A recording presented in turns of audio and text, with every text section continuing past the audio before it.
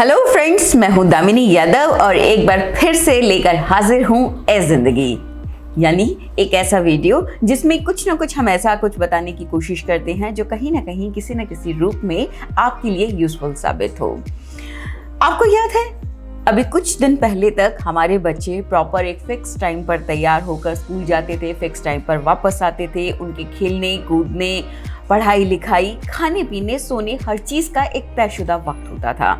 लेकिन अब कोरोना काल, लॉकडाउन, इंटरनेट, लैपटॉप, मोबाइल, यानी वो तमाम शब्द जिन्होंने इस पूरी दुनिया को, खासतौर से बच्चों की दुनिया को भी बदल कर रख दिया है। आपको ये भी याद होगा कि अभी कुछ दिनों पहले तक ही हम अपने बच्चों को लैपटॉप, मोबाइल से दूर रखने के तौर तरीके ढूंढा करते थे। लेकिन अब अगर हम आज की बात करें तो इंटरनेट, लैपटॉप या मोबाइल, इन सब के बगैर हम बच्चों की पढ़ाई की कल्पना भी नहीं कर सकते, क्योंकि उनकी ऑनलाइन क्लासेस, उनके असाइनमेंट सब इन्हीं की बदौलत हो पाते हैं। यहाँ तक कि जिन बच्चों के पास ये सुविधा उपलब्ध नहीं है, उन बच्चों की पढ़ाई पर इसका बहुत बुरा असर भी पड़ा है। और जहाँ तक इन ऑनलाइन क्लासेस की बात है, तो अब तो इस पर मीम भी बनने लगे हैं कि पहले बच्चों को पकड़ पकड़ कर लाना पड़ता था कि बैठ कर थोड़ी देर पढ़ भी लो, और अब तो बच्चों को धक्के मार के बाहर भेजना पड़ता है कि जाओ थोड़ी देर खेल भी लो। और इसके अलावा वो टीचर्स, उनके लिए भी काफ़ी मीम बने हैं कि जो अक्सर ये कहा करते थे कि अगर स्कूल में मोबाइल यूज़ करोगे तो फाइन लगेगा। अब कहा जाता है कि उन टीचर्स की तो नौकरी ही मोबाइल की वजह से बदली है। ये तो हुई मजाक की बात, लेकिन अगर हम वाकई सच्चाई की तरफ नज़र डालें तो कोरोना में ऑनलाइन क्लासेस के चलते जहां एक तरफ बच्चों की पढ़ाई लिखाई पूरी तरह से छूटने या प्रभावित होने से बची रह गई है, वहीं दूसरी तरफ इसका प्रभाव उनके मानसिक विकास पर, उनकी शारीरिक विकास पर बहुत ज़्यादा पड़ा है। मानसिक तौर पर वो पूरी तरह से लैपटॉप, फ़ोन, इंटरनेट इन्हीं से घिरे हुए हैं, और फिज़िकल तौर पर उनकी दूसरी एक्टिविटीज़ यानी खेलना कूदना ये भी प्रभावित हुआ है। इसके अलावा खान पान, सोना जागना ये भी बहुत हद तक बदल गया है। तो हमारा आज का वीडियो कुछ इसी टॉपिक पर है, जिसमें हम आपको बता रहे हैं छोटे छोटे टिप्स। इन्हें आजमाइए और अपने बच्चों को गैजेट की आदत पड़ने से बचाइए, क्योंकि गैजेट जहाँ तक ज़रूरी है वहाँ तक तो समाधान है, लेकिन जैसे ही ये ज़रूरत आदत में बदल जाती है, समस्या का रूप ले लेती है। तो हम जानते हैं कुछ छोटे छोटे टिप्स के बारे में।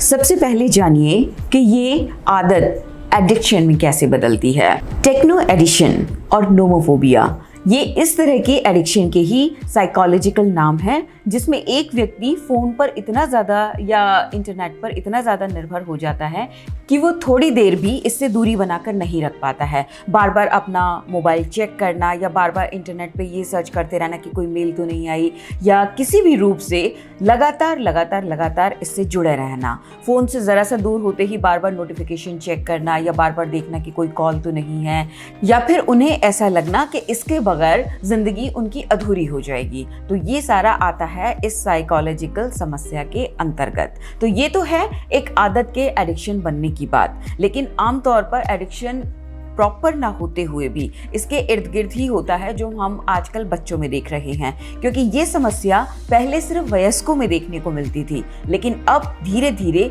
पढ़ाई का पूरा बोझ इन्हीं माध्यमों पर आने से बच्चे भी इसकी चपेट में आने से नहीं बच पा रहे हैं। ऑनलाइन क्लासेस पर नज़र रखें। जैसा कि आप जानते ही हैं कि आजकल बच्चों की न सिर्फ क्लासेस ऑनलाइन हो रही है, बल्कि उनके असाइनमेंट वगैरह भी ऑनलाइन ही सबमिट हो रहे हैं। अब ऐसे में हम चाहकर भी उन्हें मोबाइल से या गैजेट से दूर तो नहीं रख सकते, लेकिन इसमें एक सावधानी ज़रूर बरत सकते हैं। आप इस बात पर ख्याल रखिए, नज़र रखिए कि बच्चों की ऑनलाइन क्लासेस कब कितने बजे से कितने बजे तक होती है। साथ ही इस बात पर भी नज़र रखें कि कहीं ऐसा तो नहीं है कि ऑनलाइन क्लासेस ख़त्म होने के बाद या पढ़ाई से जुड़ी दूसरी चीज़ें पूरी हो जाने के बाद बच्चा गेम्स भी ऑनलाइन ही खेल रहा है, या फिर किसी न किसी रूप में इंटरनेट सर्च या कुछ भी ऐसा करके अपने गैजेट से ही चिपका हुआ है, यानी वो मोबाइल से या लैपटॉप से दूरी बनाना ही नहीं चाहता। बीच बीच में छोटे छोटे ब्रेक्स के लिए भी प्रोत्साहित करें। जैसे ही आपके बच्चे की ऑनलाइन क्लास ख़त्म हो, खाने पीने के लिए कोशिश करें कि वो उसी जगह ना बैठा रहे, बल्कि उसकी जगह बदल दें, ताकि उसे थोड़ा सा अलग वातावरण भी मिले। क्लासेस के बीच में जब जब ब्रेक हो, बच्चे को कहें कि वो उठकर थोड़ा बहुत टहले भी। इसके अलावा क्लास खत्म हो जाने पर उसे दूसरी तरह की गतिविधियों के लिए भी प्रोत्साहित करें, जिसमें वो सिर्फ उन गैजेट्स के आसपास ना रहे बल्कि उससे दूरी बनाकर किसी और तरीके से शारीरिक रूप से या मानसिक रूप से एक्टिव होने की कोशिश करें। ये पहेलियाँ भी हो सकती हैं, दूसरे इंडोर गेम्स भी हो सकते हैं, और इस तरह की चीज़ों से जुड़े रहने से बच्चे का ध्यान थोड़ी देर के लिए पढ़ाई के बोझिल वातावरण से हटकर थोड़ी फ्रेशनेस भी महसूस करेगा। शारीरिक गतिविधियों के लिए भी उसे प्रोत्साहित करें। ये बहुत ज़रूरी है क्योंकि बच्चों की उम्र ऐसी नाजुक होती है कि न सिर्फ उनका मानसिक विकास ज़रूरी है बल्कि उनके लिए शारीरिक यानी फिजिकल एक्टिविटीज़ की भी उतनी ही अहमियत है। ऐसे में बहुत ज़रूरी है कि ऑनलाइन पढ़ाई के बाद आप इस बात पर ज़रूर ध्यान दें कि आपके बच्चे खेलने के लिए आउटडोर ज़रूर जाएं। उन्हें ऐसा करने के लिए बार बार प्रोत्साहित करने की ज़रूरत है क्योंकि बच्चे अब धीरे धीरे इस बात के आदी होते जा रहे हैं कि चाहे पढ़ाई लिखाई हो या खेल कूद, वो ऑनलाइन ही सब कुछ करना पसंद करते हैं और खाना पीना भी उनको उसके सामने बैठकर ही चाहिए या उसमें तल्लीन रहते हुए ही चाहिए। तो आपको इस बात का भी ध्यान रखना होगा कि बच्चा पढ़ाई के साथ साथ खेल कूद पर भी पूरा ध्यान दे। इसके अलावा उसे दूसरी तरह की फिजिकल एक्टिविटीज़ के लिए भी उकसाएं, जिसमें एक्सरसाइजेस वगैरह शामिल हैं, या फिर थोड़ी देर के लिए मेडिटेशन करना भी बच्चे के लिए बहुत हेल्पफुल साबित होगा। पढ़ने की आदत खत्म ना होने दें।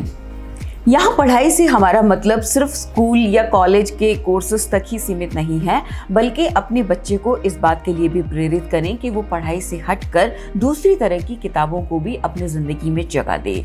जैसे अगर हम एक उदाहरण के तौर पर देखें तो जब हम कोई विजुअल मीडियम देखते हैं या कोई फिल्म देखते हैं तो उसमें हमें कहा जाता है कि लाल रंग, और हम सामने लाल रंग देख लेते हैं।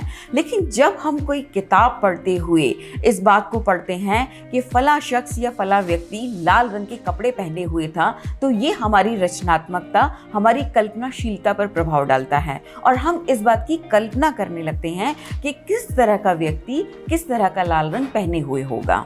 इसका सबसे अच्छा तरीका तो ये होगा कि बच्चों में किताबों के प्रति दिलचस्पी बनाए रखने के लिए बेहतर होगा कि आप बच्चों को खुद इस बात के लिए उकसाएं कि वो अपनी पसंद की किताबें बुक शॉप पर जाकर खुद चुनें।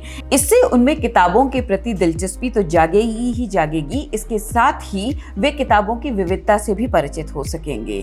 उन्हें किस तरह की किताबें पसंद हैं, ये आपको भी जानने का मौका मिलेगा। प्रियजनों के साथ या फैमिली मेंबर्स के साथ वक्त बिताने के लिए भी उन्हें प्रोत्साहित करें। बच्चों के लिए ये बहुत ज़रूरी है क्योंकि इस छोटी उम्र में, कम उम्र में उन्हें इंटरनेट की मायावी दुनिया ज़्यादा लुभाती है और धीरे धीरे वो एंटी सोशल भी होने लगते हैं क्योंकि उन्हें बाहर जाकर ज़्यादा खेलना पसंद नहीं आता। फैमिली मेंबर से ज़्यादा देर बैठकर बात करना उन्हें बहुत बोरिंग लगने लगता है या इसमें वो ज़्यादा इंटरेस्ट नहीं लेते हैं। तो अपने बच्चे को एंटी सोशल होने से बचाने के लिए भी आपको ये सावधानियाँ बरतने की ज़रूरत है कि जब उनकी ऑनलाइन क्लासेस ख़त्म हो जाए तो आप कोशिश करें कि किसी भी तरह का खान पान वो अपनी फैमिली मेंबर्स के साथ बैठकर ही करें। खाली होने पर या क्लासेस ख़त्म हो जाने के बाद फैमिली मेंबर्स के साथ बैठकर बातचीत भी करें, चाहे वो जनरल बातचीत हो या फिर पहेलियाँ खेलना हो या कोई भी इस तरह की गतिविधि। आप ज़्यादा से ज़्यादा पारिवारिक सदस्यों के साथ बच्चे की नज़दीकी बनाए रखें। फिजिकल और मेंटल स्ट्रेंथ के लिए एक्सरसाइज पर जोर दें। एक ही जगह पर बैठे बैठे या एक ही पोस्चर में बैठे बैठे बच्चों को कई तरह का शारीरिक तनाव भी हो सकता है और इसके अलावा लगातार पढ़ाई से जूझते रहने के बावजूद उन्हें दूसरे कामों के लिए वक्त नहीं मिल पाता। उनका खेल कूद प्रभावित हुआ है, सामाजिक जीवन प्रभावित हुआ है, सोच के दायरे सिमटे हैं, स्कूल में मिलने वाला अनुशासन भी अब लगभग खत्म सा हो गया है। तो ये तमाम बातें मिलकर एक बच्चे के विकास को प्रभावित करती हैं। इसलिए बहुत ज़रूरी है कि आप बच्चे को एक्सरसाइज के लिए प्रोत्साहित करें। इससे उसका शारीरिक विकास भी प्रभावित होगा और साथ ही उसे एक तरह की फ्रेशनेस भी महसूस होगी जो कि उसके मानसिक विकास को भी प्रभावित करेगी। तो ये थे ऐसे छोटे छोटे कुछ टिप्स जिनकी बदौलत आप अपने बच्चे को गैजेट के एडिक्शन से बचा सकते हैं।